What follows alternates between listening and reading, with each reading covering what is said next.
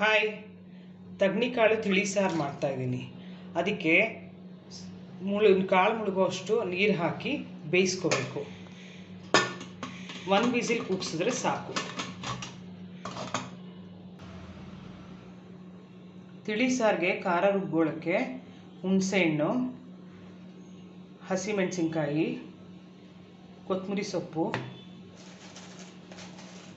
ಜೀರಿಗೆ, ಮೆಣಸು,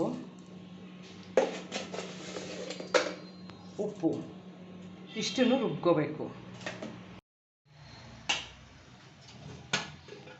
ಕಾಳು ಬೇಯಿಸ್ಕೊಂಡಿದ್ದೀನಿ, ಅದನ್ನು ಬಸ್ಕೊಂಡು ಅದರ ನೀರು ತಗೋಬೇಕು. ಸಾರಿಗೆ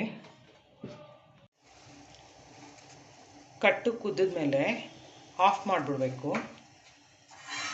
ಆಫ್ ಮಾಡಿ ಈ ರುಬ್ಕೊಂಡಿರೋ ಖಾರನ ರುಚಿಗೆ ತಕ್ಕಷ್ಟು ಹಾಕ್ಕೊಂಡು ಮಿಕ್ಸ್ ಮಾಡ್ಕೋಬೇಕು. ಅದ್ರ ಜೊತೆಗೆ ಸ್ವಲ್ಪ ಉಪ್ಪು ಹಾಕಬೇಕು. ಖಾರ ರುಬ್ಬಕ್ಕೂ ಸ್ವಲ್ಪ ಉಪ್ಪು ಹಾಕಿರ್ತೀವಿ.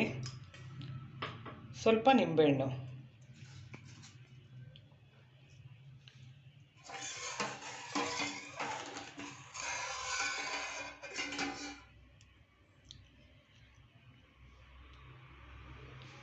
ಸಾರು ರೆಡಿ ಇದೆ.